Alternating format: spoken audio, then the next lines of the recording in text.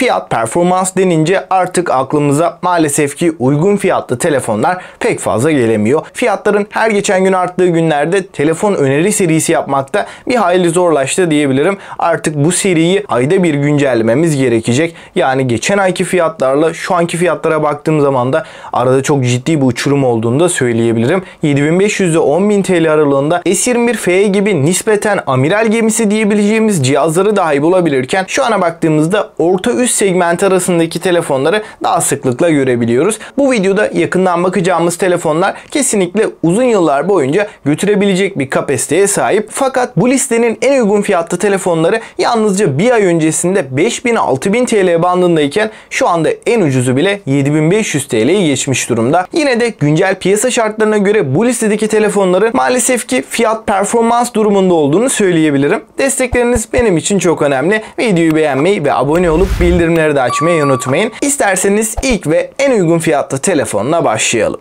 Galaxy A33'e dışarıdan baktığımızda ön tarafta damla çentik tasarımlı biraz kalın çerçeveli bir ekran kısmı bizleri karşılarken 8.1 mm'lik kalınlık ve 186 gramlık ağırlığıyla çok ağır olmayan ama hafif de olmayan tam olarak orta düzey bir yapıya sahip. Tasarımdan ekran özelliklerine geçtiğimizde 6.4 inç Super AMOLED ve Full HD Plus çözünürlük sunan A33'te 90 Hz yüksek tazeleme hızı bulunurken ekran deneyimine baktığımızda kontrast oranı, renk başarımı gayet doyurucu seviyede. Performans yani Yonga seti tarafına baktığımızda Galaxy A33'te Exynos 1280 Yonga setini görürken 6 GB RAM bu sisteme eşlik ediyor. 5 nanometre olan bu işlemcimiz maksimum 30 FPS bir deneyim sunabiliyor. 30 FPS sabit bir deneyim alabiliyoruz. Açıkçası bu telefonun çok daha yüksek bir potansiyele sahip olduğunu düşünüyorum. Oyunlarda nedense böyle bir kısıtlamaya gidilmiş. Kameraya baktığımızda Galaxy A33'te ana kameramız 48 megapiksel f1.8 diyafram açıklığındayken optik imaj sabitleyicisinde bu kamerayı da görebiliyoruz. Yardımcı kameralarda 8 megapiksel ultra geniş açı, 5 megapiksel makro, 2 megapiksel derinlik algılama kameraları da bulunuyor. Fotoğraf çekim kalitesi olarak özellikle yeterli derecede ışığın bulunduğu ortamlarda güzel sonuçlar elde ediyoruz. Düşük ışık performansı da fiyatına göre kabul edilebilir bir seviyede. Bu fiyat bandında en iyi video performansı Galaxy A33'te diyebilirim. Ön tarafta da 13 megapiksel f2.2 diyafram bir kamerayı görebiliyoruz. Bu kamerada Full HD videolar çekebiliyor. Genel kamera bütünüyle Galaxy A33 her anlamda bayağı iddialı bir cihaz olmuş. A33'ün bataryasına geçtiğimizde 5000 mAh batarya ve 25 Watt hız şarj desteğimiz bulunuyor. Ancak kutu içeriğinden herhangi bir adaptörün çıkmadığını da söyleyeyim. Yazılım tarafında da Android 12 ve One UI 4.0 ile gelen A33 uzun yıllar boyunca da güncelleme almaya devam edecek. Hoparlör tarafında da stereo hoparlörlerle gelen A33'te ekran altı parmak izi okuyucumuzda bulunuyor. Suya ve toza karşı dayanıklılıkta da telefonumuz IP67 sertifikasıyla 1,5 metre suya 30 dakika boyunca dayanabiliyor. Şimdi listemizin ikinci sırasına geçersek Poco X3 Pro'nun özellikle kamera ve batarya kısmında daha da geliştirilmiş bir modeli olan Poco X3 GT'yi görüyoruz. Bu cihazımızın ekranı 6.67 inç IPS panele sahip olan 120 Hz tazeleme, 240 Hz dokunma hassasiyetine sahip. Bunun yanında HDR10'u da destekleyen gayet güzel bir görsel deneyim sunan bir ekranla geliyor. Telefonumuzun donanım kısmına bakarsak MediaTek'in Dimensity 1100 işlemcisi karşımıza çıkarken RAM tarafında da 8 GB, depolama alanı olarak da 128 GB'lık bir alan önümüze sunulmuş. Bu işlemci Snapdragon 860'a da yakın bir performans veriyor. Depolama biçimi olarak da cihazımızda UFS 3.1 teknolojisi konumlandırılmış. Kamera kısmında ise arka tarafta üçlü bir kamera sistemini görürken ana kameramızda 64 megapiksel f1.79 diyaframla ana kameramızı görürken ikinci kameramız 8 megapiksel f2.2 ultra geniş açı, son olarak üçüncü kameramızda 2 megapiksellik makro çekim kamerası. Ön tarafa bakarsak burada 16 megapiksellik f2.45 diyaframlı HDR portre ve yapay zeka destekli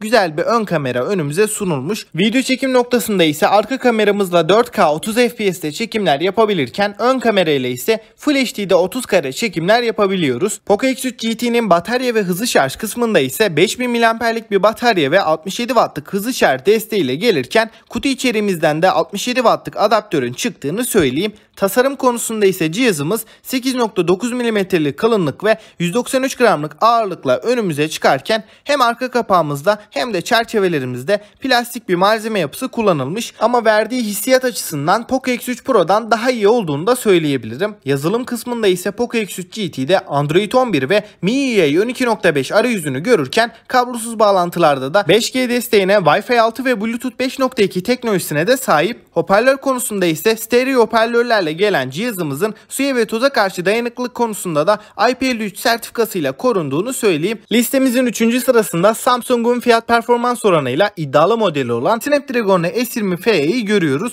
Bu cihazla ilgili kanalda detaylı inceleme ve uzun kullanım testleri bulunuyor. Onları da kartlar kısmına tıklayarak izleyebilirsiniz. Şimdi ilk olarak ekranla başlarsak Super AMOLED 6.5 inçlik 120 Hz tazeleme hızına sahip olan HDR destekli bir ekranı görüyoruz. Donanım kısmında da S20 FE'de Snapdragon 865 işlemcisi bulunuyor. RAM tarafında da 6 ve 8 GB'lık depolama alanı olarak da 128 ve 256 GB'lık modellerinin olduğunu söyleyeyim. Donanımdan hızlıca kameraya geçersek ana kameramız ve ikinci kameramız 12 megapiksel değerinde oldukça başarılı kameralarla gelirken 3. kamerada da 8 megapiksel f2.4 diyaframlı bu fiyat bandında hiçbir cihazda görmediğimiz telefoto lensi bizlere sunulmuş. Bu lensle birlikte de 3x optik zoom yapma imkanını bizlere sağlıyor. Video çekim noktasında da arka kamerayla 4K 60 FPS'te OIS destekli güzel çekimler yapabiliyoruz. Android 14'e kadar güncelleme alacak S20 FE'de Dolby Atmos destekli stereo çift hoparlörler de bulunuyor. Bunun yanında IP68 sertifikasıyla 1,5 metre suya 30 dakika boyunca dayanabilen S20 FE'nin alınabilecek en mantıklı cihazlardan diyebilirim. Listemizin son sırasına baktığımızda yani Mi 10T'yi görüyoruz. Mi 10T 6.67 inç boyutunda Full HD Plus çözünürlük sunan ve segmentinin en akıcı ekranıyla karşılaşıyoruz. Burada 144 Hz tazeleme hızı sunan HDR10 ve DCI-P3 geniş renk uzayı destekli IPS LCD bir panel önümüze çıkıyor. Bu ekranın IPS olması sizi kesinlikle korkutmasın çünkü burada kullanılan panelin kalitesi gerçekten üst seviyede diyebilirim. Bu yüzden renkleri gerçeğe çok yakın bir şekilde verdiğini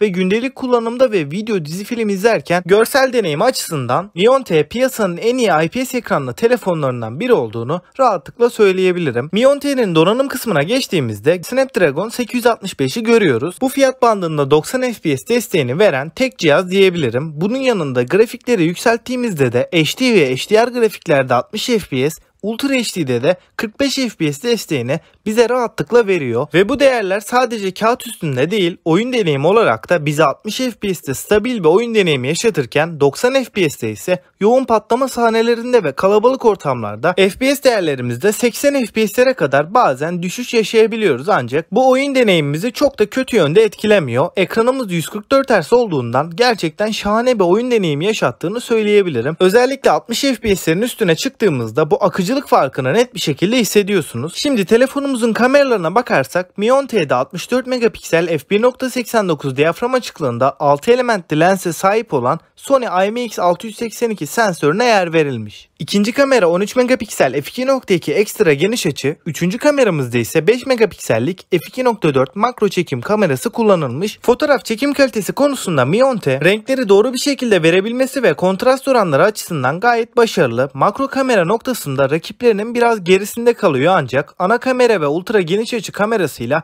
başarılı işler çıkardığını belirteyim. Video tarafında cihazımız 8K'da 30 FPS, 4K ve 1080p'de de 60 FPS video çekim imkanı sağlıyor. Maalesef cihazımızda en büyük eksi ana kameramızda optik imaj sabitleyicinin bulunmaması. Bu yüzden özellikle 4K'da iyi bir video performansı alamıyoruz ancak 1080p'de yine fiyatının hakkını veriyor diyebilirim. Cihazımızın ön kamerasına geçtiğimizde 20 megapiksel f2.2 diyaframa sahip olan Samsung'un 5 elementli bir sensörüyle karşılaşıyoruz. Bu kamera ise video tarafında 1080p 30 FPS'te video çekim imkanını bize veriyor. Telefonumuzun batarya kısmında 5000 mAh'lik bir bataryayı ve 33 Watt'lık hızlı şarj desteğini görüyoruz. Batarya performansı olarak bir günü yoğun kullanımlarda da çok rahatlıkla çıkarıyor. Mi 10T'nin çerçevelerinde alüminyum, arka kapağında ise Corning Gorilla Glass 5 ile korunan bir cam yüzeyi görüyoruz. Kablosuz bağlantılar noktasına bakarsak Wi-Fi 6 ve Bluetooth 5.1 gibi teknolojileri görüyoruz.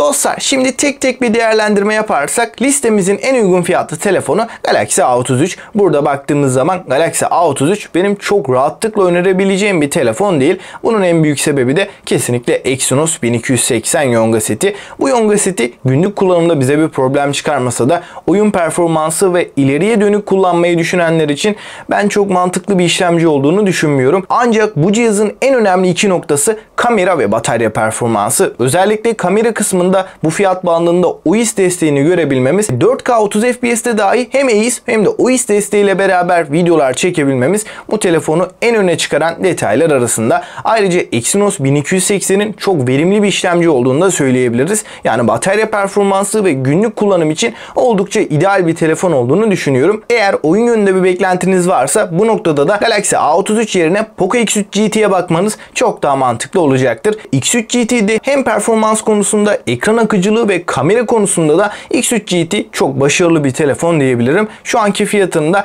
piyasa şartlarını göz önüne aldığımda kesinlikle hak ediyor. Snapdragon S20F'ye geldiğimizde özellikle kamera konusunda listedeki diğer modellerden keskin bir şekilde ayrıştığını çok rahatlıkla söyleyebilirim. Galaxy S20F'ye hem kamerasıyla hem de sunmuş olduğu genel deneyimiyle amiral gemisi deneyimi veren en uygun fiyatlı telefon diyebiliriz. Bu arada uzun zamandır da S20F'ye listelerimize giremeyen bir telefondu. Çünkü fiyatı piyasa şartlarına oranla gerçekten çok yüksek bir konumda yer alıyordu. Ancak şu ana baktığımızda diğer tüm rakipleri ciddi bir şekilde zamlandığı için S20F'ye şu an biraz daha alınabilir bir konuma geldi. Şu an için Eylül ayı itibariyle kamera olarak gözüm kapalı önerebileceğim bir telefon diyebilirim. Bunun haricinde eğer bir oyuncuysanız ve gerçekten stabil ve bunun yanında çok akıcı bir oyun deneyimi istiyorsanız Xiaomi Mi 10T 10.000 TL'lik fiyatıyla 144 Hz ekranı, Snapdragon 865 gibi gerçekten Android tarafındaki en stabil işlemcilerden birini kullanmasıyla oyun performansı noktasında beklentileri yüksek olanlar için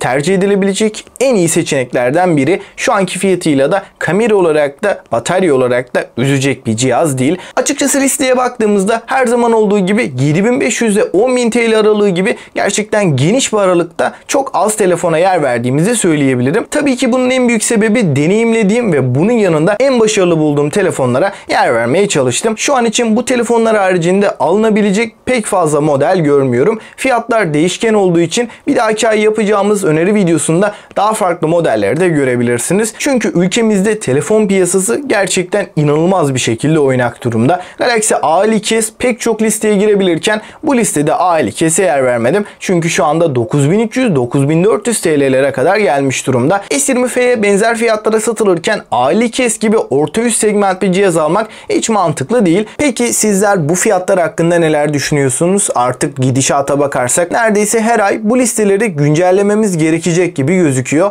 Bir sonraki videoya kadar kendinize iyi bakın ve hoşça kalın.